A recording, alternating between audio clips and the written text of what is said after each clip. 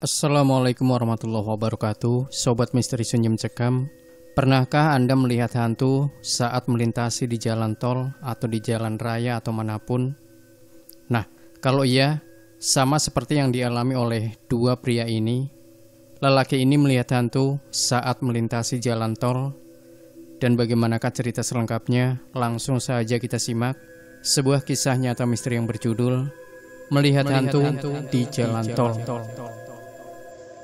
Wangsa, pengusaha pemilik pabrik, dan Yadi adalah karyawannya, sedang dalam perjalanan pulang setelah mengunjungi salah seorang rekanan mereka di luar kota Jakarta.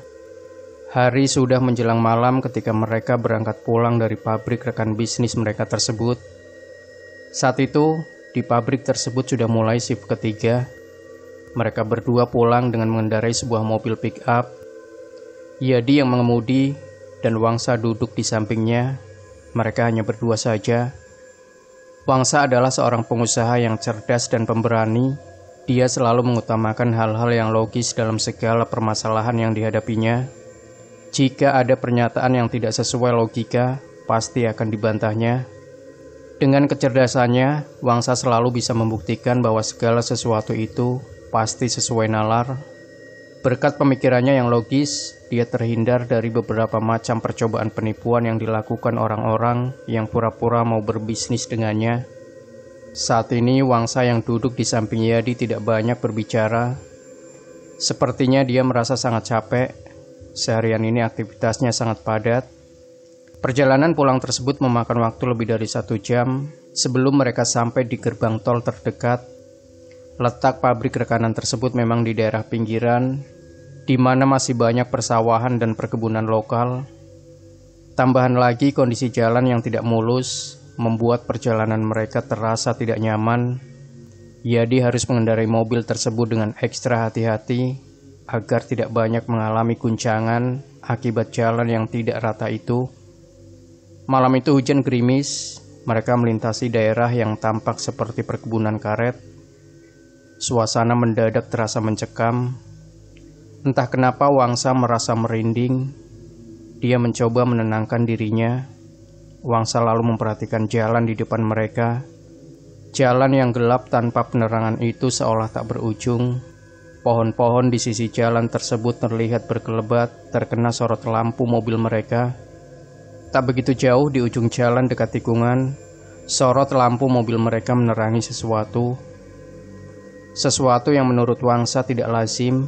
Seorang perempuan yang berpayung tampak sedang berdiri di sisi kiri jalan. Perempuan itu memakai baju seperti gaun panjang berwarna merah, warna yang sama dengan warna payungnya. Rambut perempuan itu panjang dan dibiarkan lurus tergerai menutupi wajahnya. Wangsa merasa aneh. Dia bingung melihat ada orang yang berdiri di tengah perkebunan ini pada jam seperti ini, tepatnya jam 9:30 malam. Dia melirik Yadi yang terus berkonsentrasi mengemudi. Yadi sepertinya tidak melihat perempuan itu, atau dia memang mengabaikannya. Wangsa yang merasa penasaran bermaksud melihat seperti apa rupa perempuan itu. Mungkin dia penduduk desa di sekitar tempat ini, perempuan yang sakit ingatan, atau mungkin juga orang yang sedang stres. Waktu dia menunggu sampai mobil mereka melintas tepat di depan si perempuan berbaju merah itu, Yadi terus mengemudi dengan mempertahankan kecepatannya, tidak melambat tetapi tidak juga bertambah cepat, mengingat kondisi jalan yang jelek. Mobil mereka semakin mendekati tempat perempuan itu berdiri. Begitu mobil tersebut melintas tepat di depan si perempuan, Wangsa yang sedari tadi penasaran langsung menengok ke arah perempuan itu. Ketika Wangsa memandangnya, perempuan yang sedang menunduk itu mengangkat wajahnya. Mereka saling bertemu muka. Rambut perempuan itu seperti tertiup angin, tersibak memperlihatkan wajahnya. Wangsa tercekat. Apa yang dilihatnya membuatnya terkejut bukan kepalang. Wangsa melihat seorang perempuan dengan wajah kosong.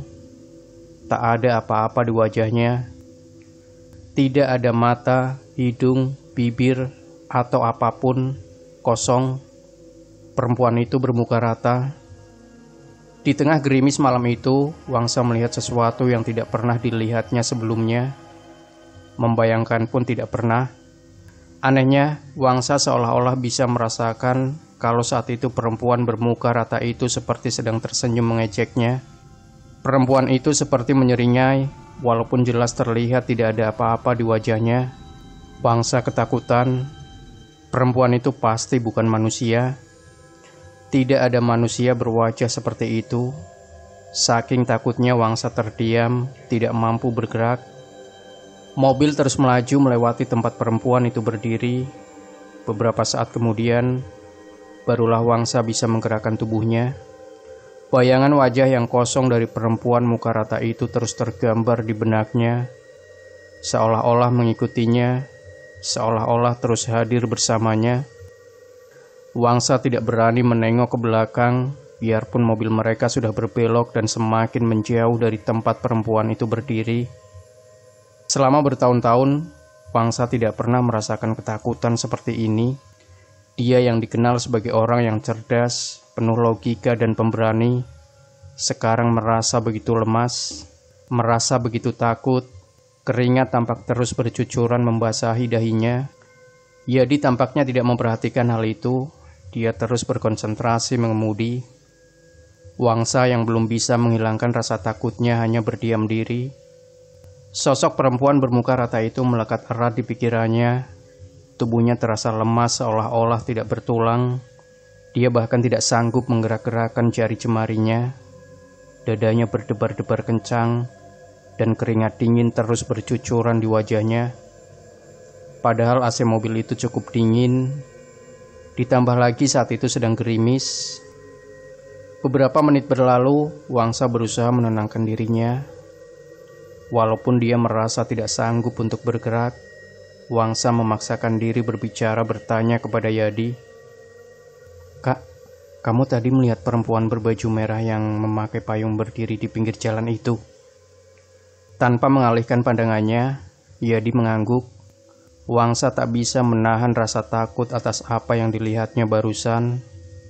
Dia menceritakan apa yang dirasakannya itu kepada Yadi. "Perempuan itu setan, hantu. Aku melihatnya. Mukanya rata. Perempuan itu hantu bermuka rata." Kata-kata itu keluar begitu lancar dari mulutnya. Wangsa mengatakan itu dengan setengah berteriak. Dia histeris. Dia hampir mengguncang-guncang bahu Yadi, seandainya saja dia tidak ingat karyawannya itu sedang mengemudi.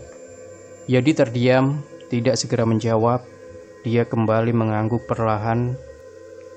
Aku juga merasa aneh, tapi aku berusaha untuk tidak menghiraukannya. Di daerah sepi seperti ini, memang bisa saja muncul hal-hal yang aneh. Sahut Yadi menengok sebentar ke arah Wangsa. Si pemberani itu tampak pucat pasi. Dia syok dengan kejadian yang baru saja dia alami. Demikian Sobat Misteri Sunyi Mencekam. Jangan lupa berikan komentar Anda, like, share video ini, subscribe channel Sunyi Mencekam, dan kembali nantikan cerita-cerita misteri terbaru dari kami. Wassalamualaikum warahmatullahi wabarakatuh.